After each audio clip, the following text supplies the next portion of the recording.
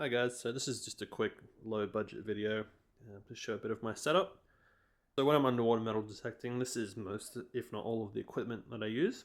I've had a few people on the forums asking me what my setup is like, and pretty well everything you see here is what I use. So I'm going to try and go through as much as I can, one by one.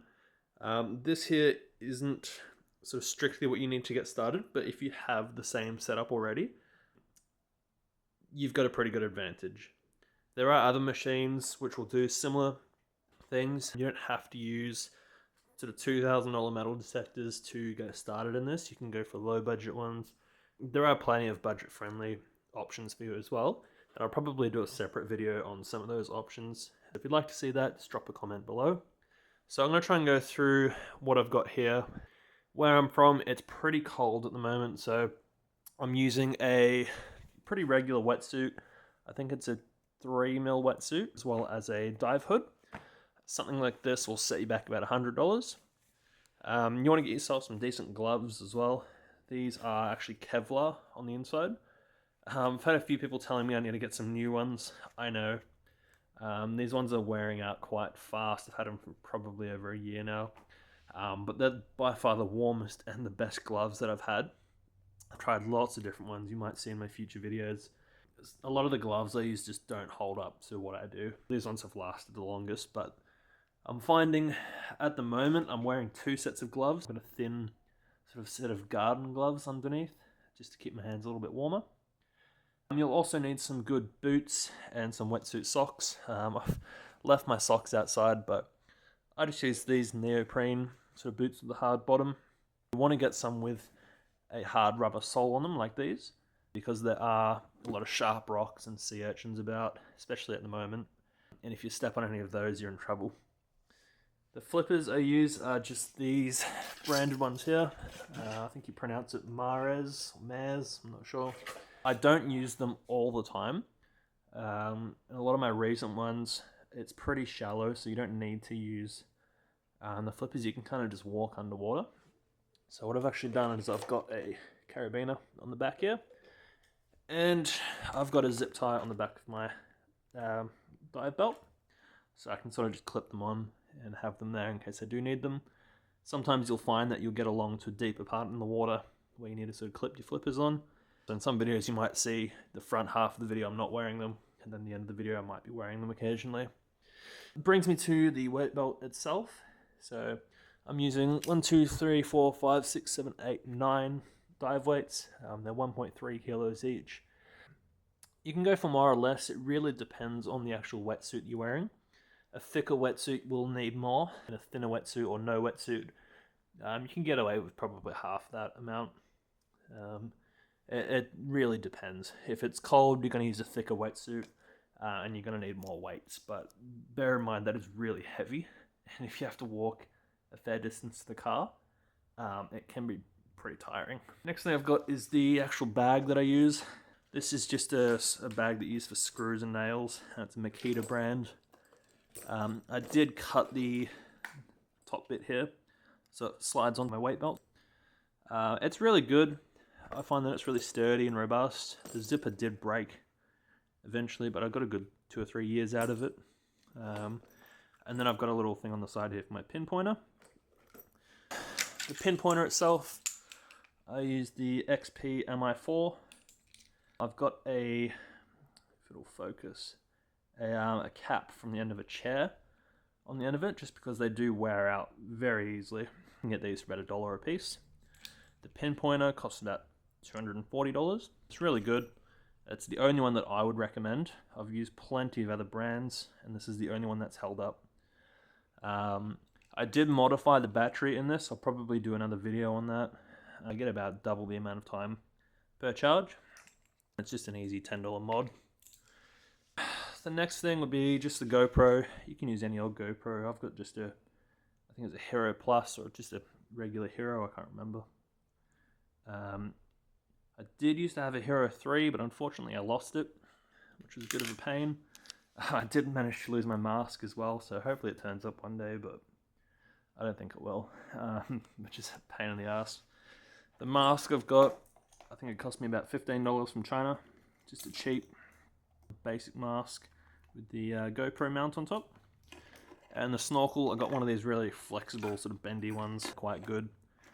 I think it's the same brand as the flippers, maybe. I'm not really sure. And then the most important part would be the metal detector itself. So this is the XP Deus 2. I have heavily modified the shaft on it. Can't quite get a comfortable setup on it. This is what I came up with after a bit of trial and error. It's just using a Detect Ed carbon shaft, a lot of zip ties, and the handle off a GPX. And I'll link a thread on this video for the actual build itself and what it costs to make it and all the parts you'll need if you did want to sort of use this design. You'll find that using the original Deus 2 shaft that comes with it is really, really flimsy in the water and it's quite difficult to use. I don't use this machine a lot. It has a time and a place. Because it's 20 meters waterproof instead of 5 meters, I really only use it in deeper areas, but that's maybe once a year if even. So I haven't sold it just in case I do need it, but it rarely gets used. So personally, I would not recommend this machine. If you have it, great, but if you're looking at getting into it, I wouldn't go for this one. The main machine that I use in all of my videos is the Minelab Manticore. This has just come out recently. There's no other models of the Manticore, it's just this one. I've got the 10x5 coil on there at the moment, but you'll see me using this 11-inch coil in most of my videos. It's a really good machine. It's 5 meters waterproof, unlike this one which is 20 meters. And I never really go deeper than about 2 meters, so it's really, really good. Highly recommend it. By far the best machine I've ever used. The headphones, I stick with this brand here, Grey Ghost. They're really, really good. I've used the Minelab yellow ones, and they're okay, but they get a bit flimsy over time. These ones as well, they're starting to lose their sort of flex, and they're becoming a little bit flimsy. I plan to sort of modify these a little bit in the future. But for now, yeah, they're really good. I highly recommend them. Just make sure if you do get them, you get the one that suits your machine. So this one here plugs into the back of the Manticore, and my other set here plugs into the Deus 2. They've got different plugs on them, so keep that in mind. And the last bit of equipment that I use occasionally is my blue Nomad, which is the underwater diving unit. So you can go down about 10 meters deep with this. It's a battery-powered air system. I've got a video coming up soon where I'm actually using this. I don't feature it as much as I should. I don't use it a whole lot. I probably haven't used it for about a year now. But when you need it, it's an incredible unit. Really, really good. It comes with 2 batteries, depending on the bundle you get. And the last thing I'd recommend is just an underwater knife. This is just a cheap one, which actually broke. I've got a different one now, but good if you're doing areas where there's a lot of fishing activity, just in case you get caught in some fishing line. It's well worth having that, just in case. But I mean, there's plenty of other brands. This isn't an ideal one. It cost me about $10. Going back to the Nomad, I think this cost me about $3,000, give or take. I bought it when they just came out, so they might be a little bit more affordable now. But yeah, this is pretty well all the equipment that I've got. I don't know off the top of my head what it all costs to buy. I can add like a pricing list to this video to give you an idea of what it costs.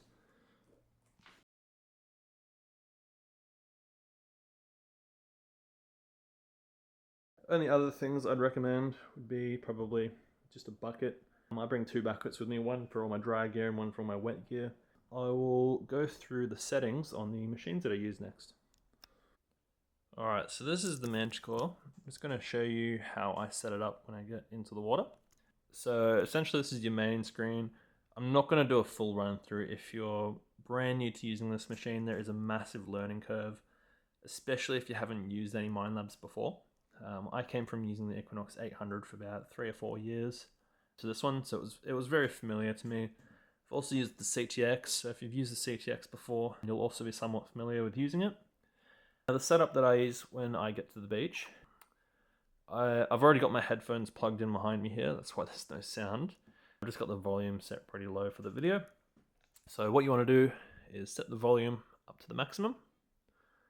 go to your search mode and set it into surf and seawater.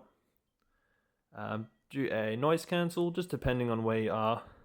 You don't have to. It does make it a little bit quieter, especially if you've got other machines detecting nearby.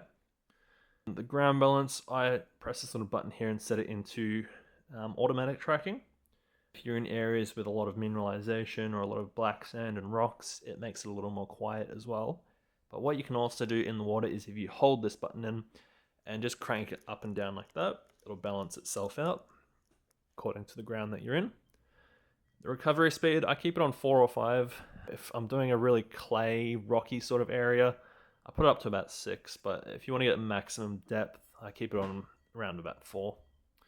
I don't have really any discrimination when I'm using underwater, just because I've had really deep targets come up quite scratchy. The big 18 carat chain that I had recently actually came up really crappy, so if I had pretty heavy discrimination, I would have definitely missed that. So I'd recommend keeping it all open if you can.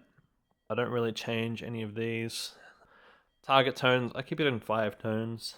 I think default might be 2 tones from memory, but 5 tones is definitely easier to hear. Audio theme, keep it in normal. Can't change the frequency on beach mode.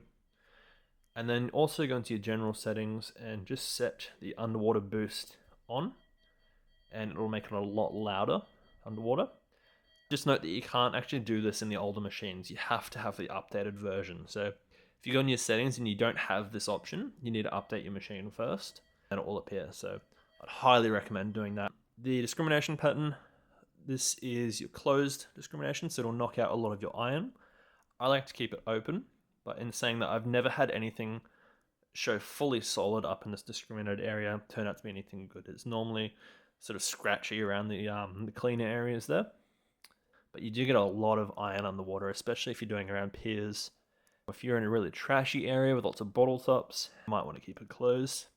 Especially for freshwater hunting, if you're down at a lake where a lot of people swim, you get a lot of rubbish there because it doesn't rust away like in the ocean. That's about it for this machine, and I'll go through the dais. Alright, so I'm running out of time here, but this is the dais 2 setup. You just have to be really careful with this machine. If you use it for a long time, the charging ports do wear out. And if you're not cleaning it properly, the charger ports do corrode as well. I've already had 1 warranty on this machine.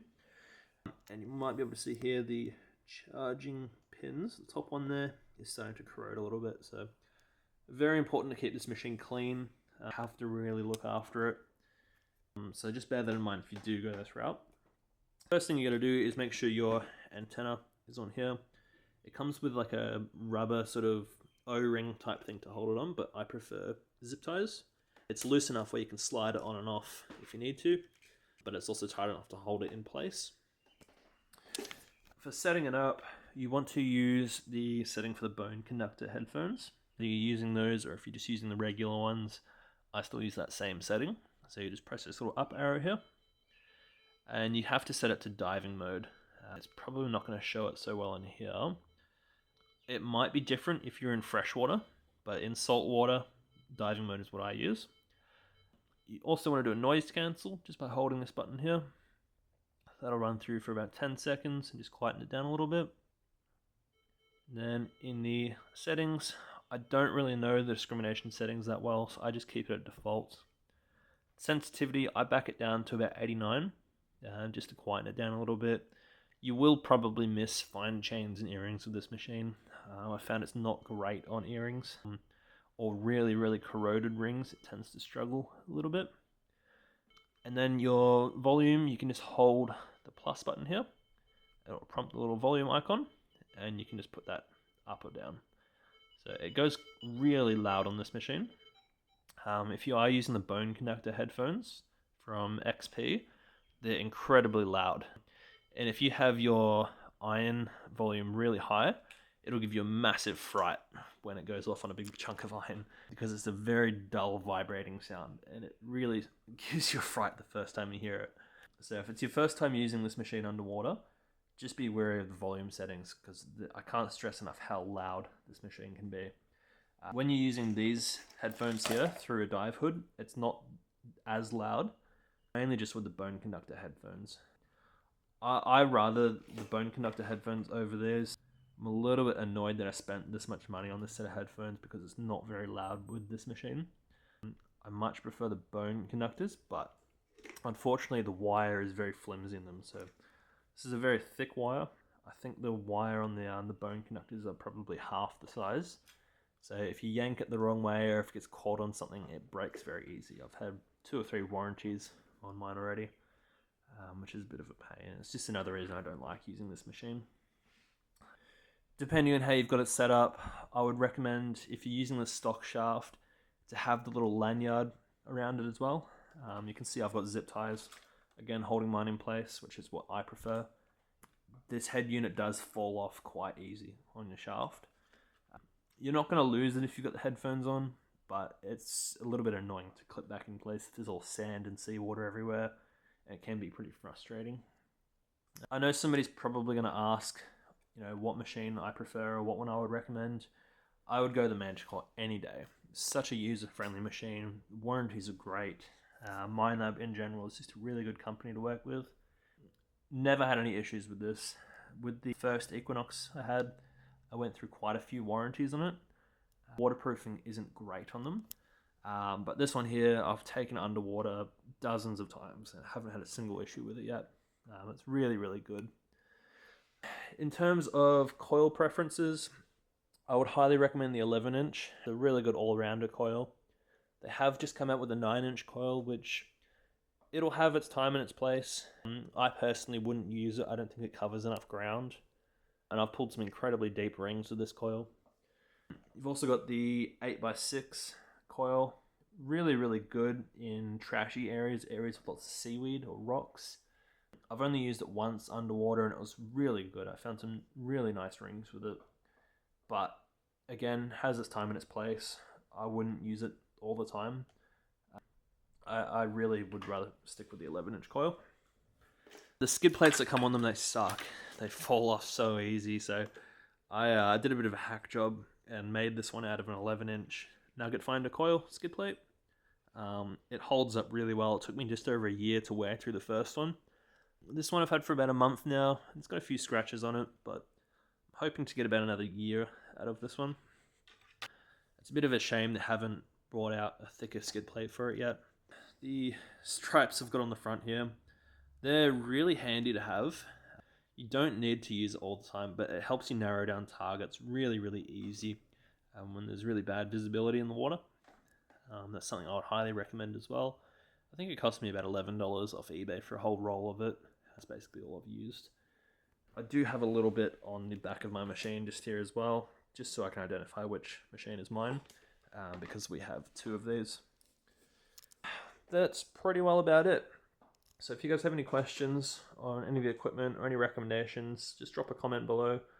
I will probably do another video soon on a really budget-friendly way to get into this sort of hobby. All up, this costs probably a couple $1,000s, but really you could get a lot of this stuff quite cheap. You can get cheaper machines to do the same thing. It's like anything, you can do it cheaper, but it won't be good in some areas. I think these machines are probably the best all-rounders. If you wanted to spend the money to get into it, this is what I'd recommend. But yeah, you can definitely do it cheaper. You can pick up flippers for a few dollars online or at op shops. Wetsuits, I think I got that one on Marketplace for about $70. The hood was about $30. Boots for about $50. The actual weight belt cost me nothing because I just made it out of all the stinkers I found. Mask and snorkel was about $100. Bag was about $50 or $60. Gloves were about $60.